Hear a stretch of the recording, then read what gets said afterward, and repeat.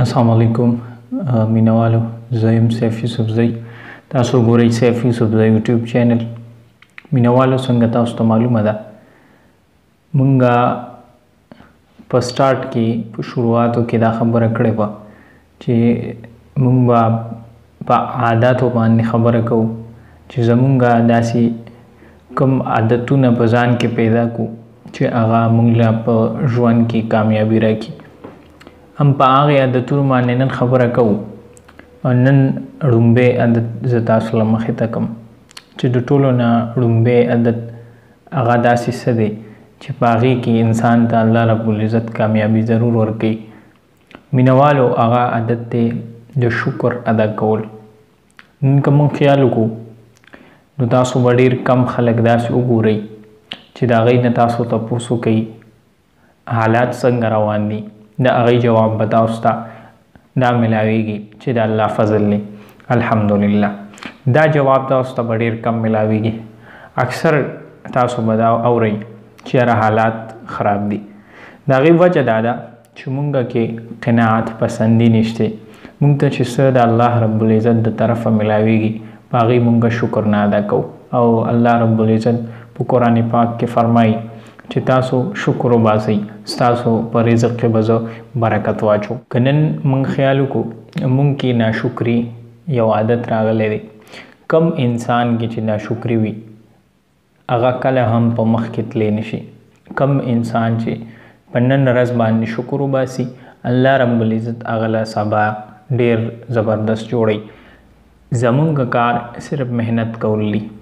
نن ورځ یو انسان محنت وکړي هغه ته د هغه امید د زیاتې نتیجې وي هغه ته فرض کې نتیجه لږه کمه میلاو شي بیا هم شکر وباسل پکار دي. تاسو ته چې څه هم میلاویږي دا د الله رب العزت د حکمت او دانایۍ مطابق وي. بعضې خلک په تاسو کتلي هغوی ډېر زیات محنت وکړي هغوی ته سله کمه میلاو شي. بعضې خلک وي هغوی محنت لږ وکړي خو هغوی کې یو شکر صفت پکې دومره وي چې الله رب العزت په کم محنت باندې هم هغه ته ډېره زیاته سله ورکوي. مینوالو ځان کې دا عادت ضرور پیدا کوي. شکر په هر حال باندې وباسئ.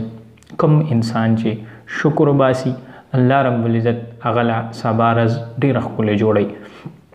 خاص کر په دې حالاتو کې چې کوم دا سچویشن روان دی ډېر زیات تقریبا کاروبارونه هم متاثره شوي دي چې کوم خلکو نوکریانې کولې هغه هم متاثره شوي. داسې حالاتو کې چې کله مونږ الحمدلله ووایو د الله رب العزت شکر ادا کړو او چې څه الله رب العزت مونږ له راکړی دي په دې شکر وباسو دا غټه خبره ده.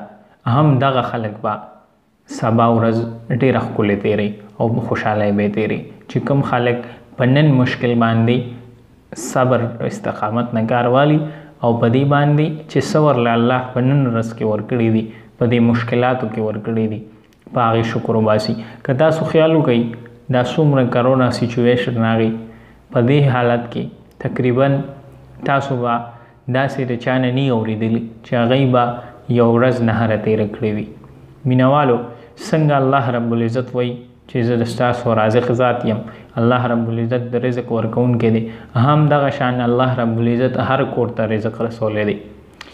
اگر چې هغوی خپله ګټه نه ده کړې کار یې ودرېدلی دی خو بیا هم د رزق یو وسیله جوړه شوې ده. الله رب العزت هغوی له رزق ورکړی دی. تاسو به څوک نه یې کتلی چې په دې حالاتو کې هغوی د رزق د وجې د لوږې د وجې هغوی مرګې حال شوي دي. نه چې بالکل داسې به نه شوي نه به وشي. ولې الله رب العزت رازق ذات دی. د رزق نه څوک نه مړه کېږي.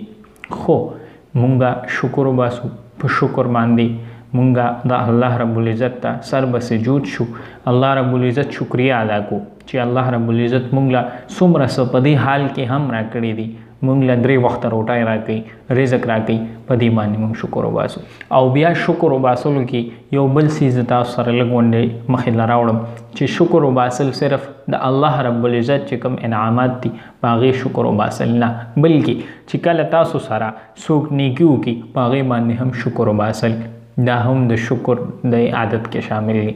په هغې باندې شکریه ادا کول. یو کس تاسو سره ښه وکړي د هغې شکریه ادا کول. تاسو به بعضې خلک کتلی وي چې هغوی سره ډېر زیات ښه یو کس وکړي خو بیا هم هغوی شکر نه ادا کوي او که بیا لږ ونې بد ورسره وکړي هغه پوره ښه وله په سین له وکړي. مینهوالو دا عادت د ځان نه وباسئ، شکریه ادا کوئ چې څوک هم تاسو سره ښه کوي. په الفاظو کې نه، مینهوالو لږ په دې څیز باندې زه تاسو ورسوم چې یو شکر ادا کول دي په خوله باندې ویل چې موږ کوم الفاظ استعمالو، یاره شکریه یا تشکر یا تھینک یو وغیره وغیره، یا موږ د الله شکر ادا کوو الحمدلله وایو. بالکل جی دا هم یو ښه عادت دی، کول پکار دی، بظاهرول هم پکار دی. اصل شکریه ادا کیږي د ستاسو د ایکشنز نه، د ستاسو د عمل نه، چې تاسو څنګه عمل رد عمل تاسو څنګه ورکوئ. یو کس تاسو سره ښه وکړل، اوس د هغې د ستاسو چې کوم دی نو جواب تاسو څنګه ورکوئ، په خپل عمل سره تاسو د هغې جواب څنګه ورکوئ. مینهوالو اصل شکریه دغه ده. الله رب العزت تاسو له یوه انعام په تاسو باندې وکړو، تاسو د هغې بدله کې څه کوئ، دا اصل شکریه ده. الفاظ صرف چې کوم دي نو دا ټیک شو، یو معنی لري، یو ښه عادت دی، خو الفاظو پورې صرف محدود پاتې کېدل په دې باندې مینهوالو کار نه چلیږي. د الله رب العزت هم شکر ادا کوئ چې کم خلک تاسو سره ښه کوي، په تاسو احسانات کوي، د هغوی هم ډېر شکر ادا کوئ. انشاءالله الله رب العزت په تاسو له په ژوند کې کامیابي ضرور درکوي. د خپل ځان، د خپل کور، د دې ملک، د دې قام ډېر زیات خیال ساتئ. الله په امان.